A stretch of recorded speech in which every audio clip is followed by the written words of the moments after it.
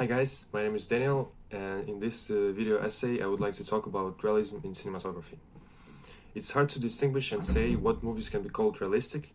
There are so many subtleties and shades nowadays in cinematography, and nonetheless in this essay I would like to draw some boundaries, explain how realism works and why we need to watch it. Can we say that realism in the sense of storytelling comes from literature? Well, at some point, yes, the films with ordinary people living ordinary life, filled with usual events, it's very common. And realism in the visual sense comes from the art. Using simple frames, natural scenery, clothes, colloquial speech, it's easier for us to accept and become closer to what is happening on the stage. It becomes a reality for us. Let's start with art. Realism in the arts is the accurate and detailed depiction of nature or of contemporary life. Realism declines imaginative idealization in favor of true observation of realistic appearances. Thus, realism in its broad sense has comprised many artistic currents in different civilizations. In the visual arts, for example, realism can be found in ancient Greek and Roman sculptures. Also, the works of the 17th century artists as Caravaggio, Diego Velázquez, and Lenin brothers. But the actual movement of realism got its origins in France in the 19th century, from an artist called Gustave Courbet, who was the first one to call himself and practice the realistic aesthetic. Courbet believed that art should spring from the objective observation of life and advocated an anti-classical, anti-romantic, anti-academic, progressive and social brand of realism. From some of the great painters, we can deduce the following key points of realism in art. First of all, it's rejection of romantic ideals. Second of all, it's a representation of subjects as they were. And also focusing on everyday people, setting and situations rather than something unusual and not common. And now the second piece of puzzle that can help us recreate the picture of realism in cinematography is realism in literature. In literature, the novelist Honoré de Balzac was the major forerunner of realism, given his attempt to create a detailed and encyclopedic portrait of the whole range of French society in his La Comédie Humaine. The realism art movement of the 19th century was a dramatic shift from the exotic and poetic romanticism that dominated the art world in the decades prior. Some of the types of realism that existed and exist now are magical realism, where the lines are blurred between fantasy and reality. It portrays the world truthfully, plus adds some magical elements that are not found in our reality, but are still considered normal in this world where the stories take place. Social realism is a type of realism that focuses on the lives of the working class and the poor. As special offshoots, we may find different variation on this topic, such as kitchen sink realism in Britain and socialist realism in the Soviet Union. Psychological realism is a character-driven realism focusing on what motivates them to make certain decisions and why. Therefore, we can judge realism movies by two main aspects: realistic plot, ideas, settings, characters, and realistic image. It's realistic frame, natural filming, natural costumes, minimal production materials. There are other details that can be created that can create a niche for realism, like when an author rejects all the technical tools, tries to erase a stable and static picture and immerse the viewer in the moment. Complete rejection of additional light, sound, and various equipment to simplify filming. This can be called and considered as hyperrealism. In cinematography, we have a huge spectrum of various genres, starting from the documentary, where we can see the exact picture of some moment of life, of something that happened before or happening right now. It's captured with camera and without extra editing. She's not the only female here. Each part of this jungle's edge is ruled by a different queen.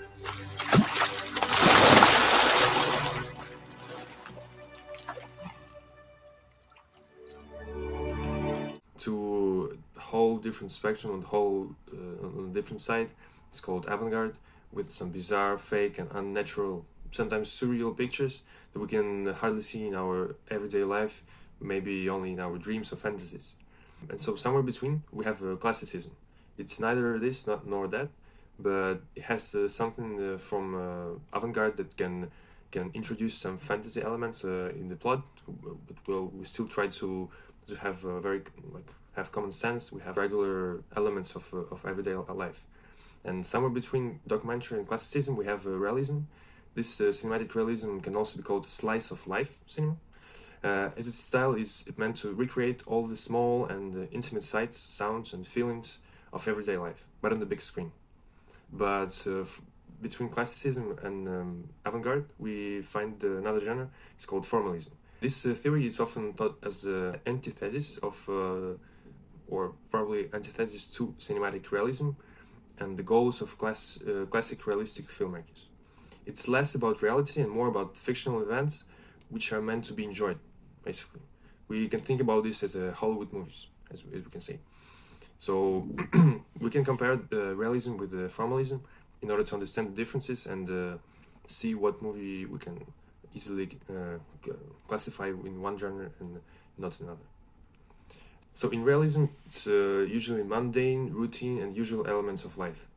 The plot can be simple, that we can see in our everyday life when we go to work or studies. However, in formalism, we see some unusual and entertaining, sometimes breathtaking stories.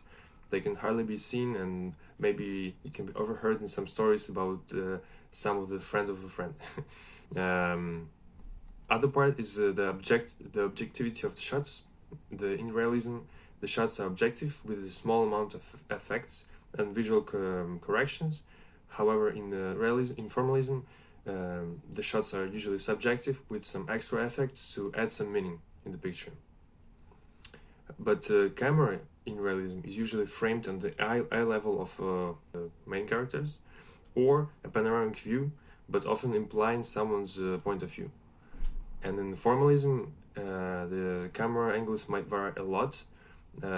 It's not maybe that static as it can be in realism, but the movement and the action of camera they tend to make the movie more enjoyable and active. Another part is the locations and so scenery and audio content are usually natural for realism, where in formalism locations are often set on control sets with auxiliary audio to make the film more exciting and interesting to follow. The key element of editing is continuity of the shot in realism. However, in formalism, the focus of editing is on the story, entertainment, and attention to the audience. Another interesting part that in realism characters are usually complex.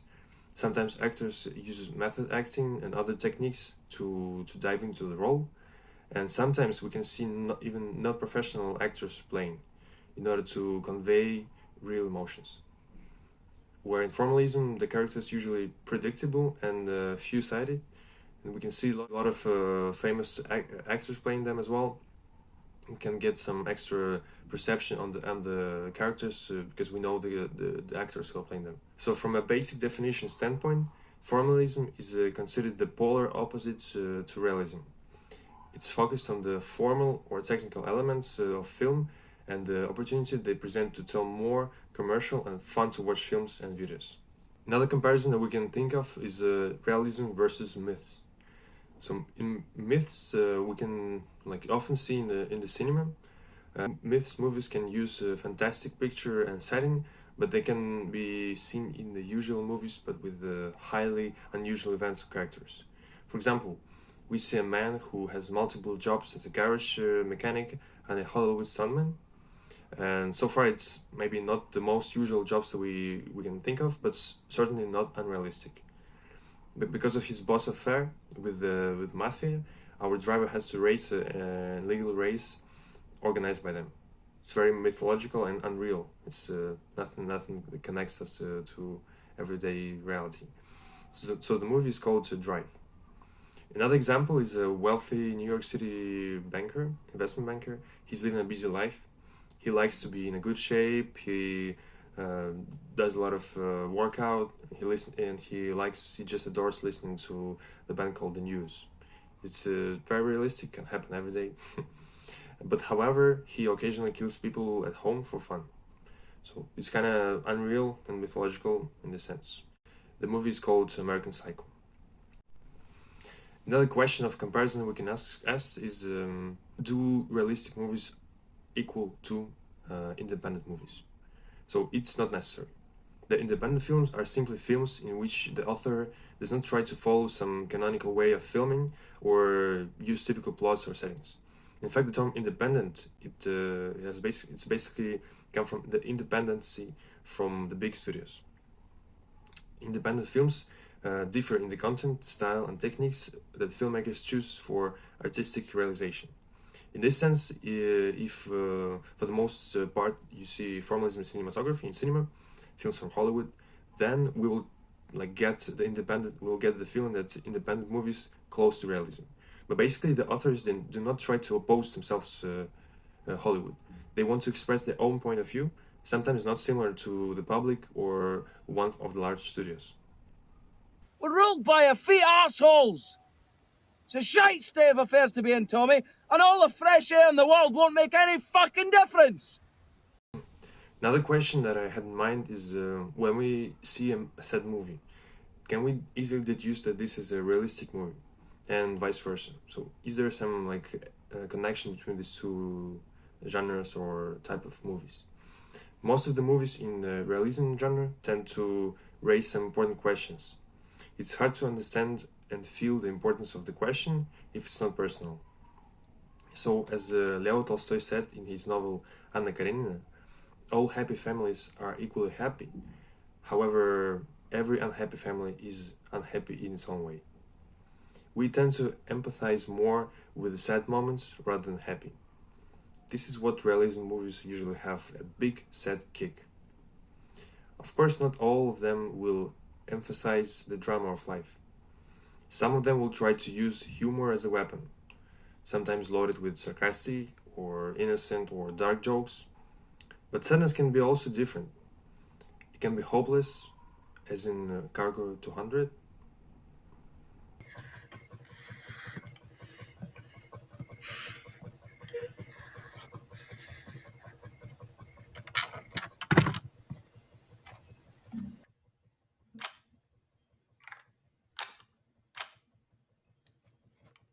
Or it can be motive to create something wonderful while healing through the pain, as in Sound of Metal.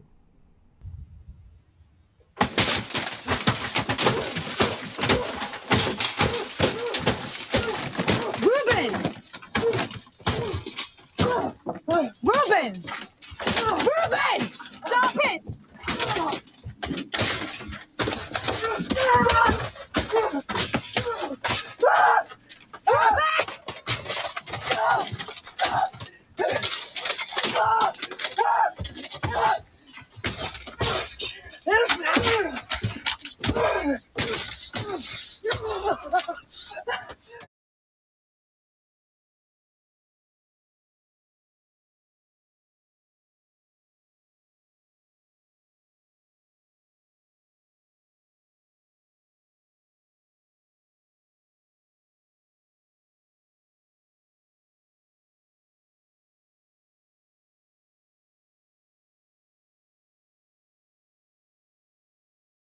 Now we can talk about realism in the movies.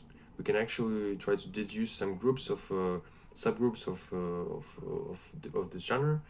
They're based on the prior research that we've done. So one of the most famous critics in the film industry in the sense of like realism, just in general, is André Bazin, and from his seminal work of film criticism, What is Cinema?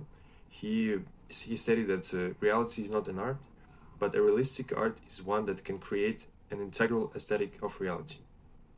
So realism in film is all about creating an illusion of reality that is close to the viewers. If a piece of fiction is labeled as realistic, then it must represent a clear reflection of the real world. When you watch a realistic film, you know that what you're watching is exactly what would happen in real life if you were there. So there exists some different and multiple diversion of realism based on the country, on the culture, or the time. And I would like to show you some of the most important examples in the movie history. Hyperrealism.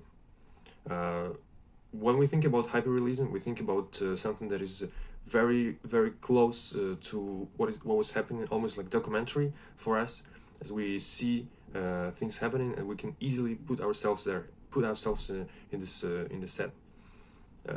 But sometimes it can be hard because of all this cutting and editing and some effects.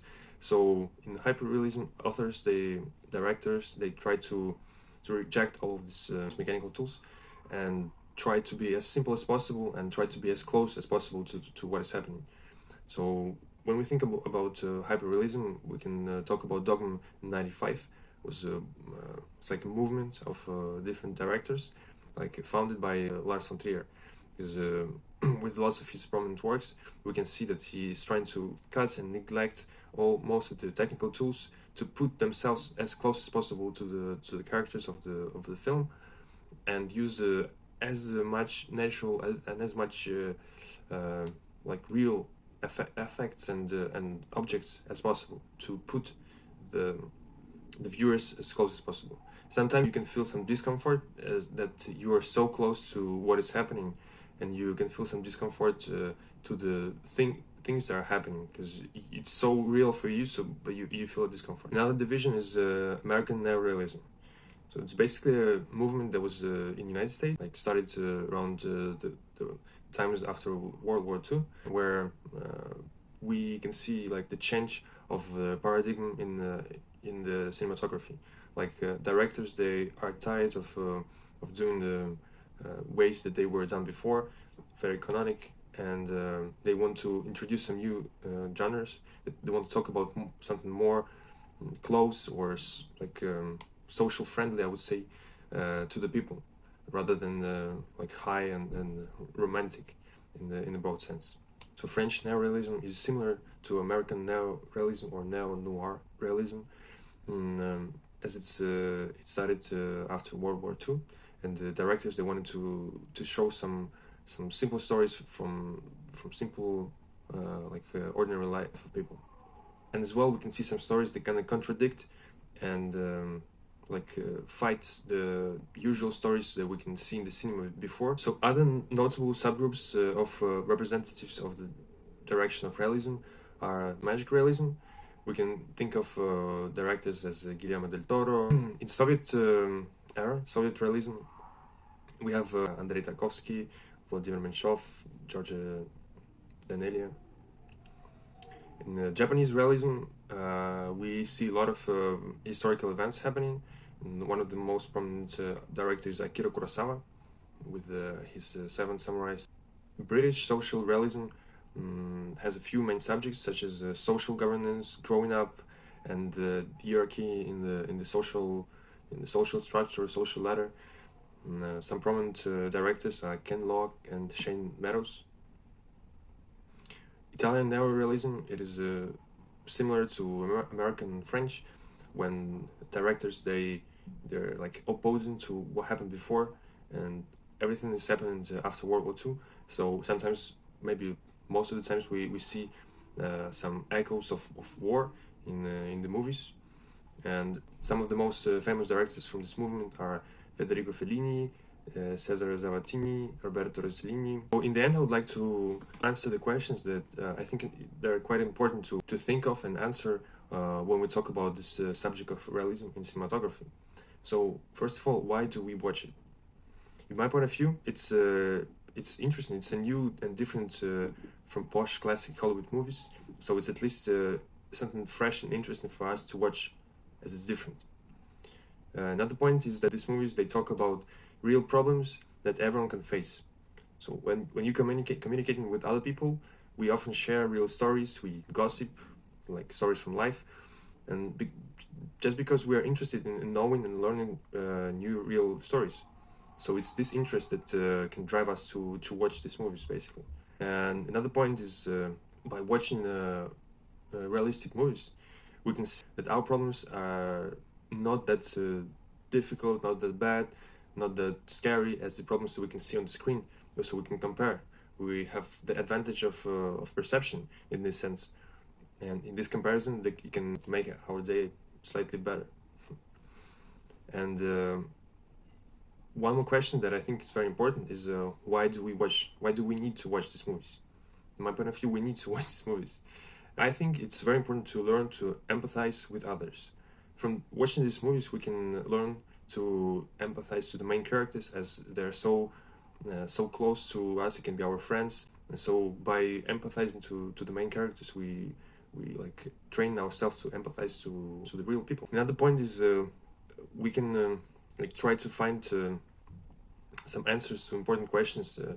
As I mentioned before, it's advantage of perspective, that we can compare the problems. But here we can actually find the problems to what we have right now. We can see in the movies these problems, and we can try to find the solution to these problems. Maybe how the character reacts, or how their surrounding reacts to these problems, so we can make some conclusions out of it. And last but not least is to live a truly intimate experience. Because realistic movies, they tend to be real. They put in ourselves, like viewers, as close as possible to what is happening there above the camera. So when we live in this experience, we're having something intimate, and I think it's very important to watch and to experience this in the movies. Thanks for watching. Have a nice day.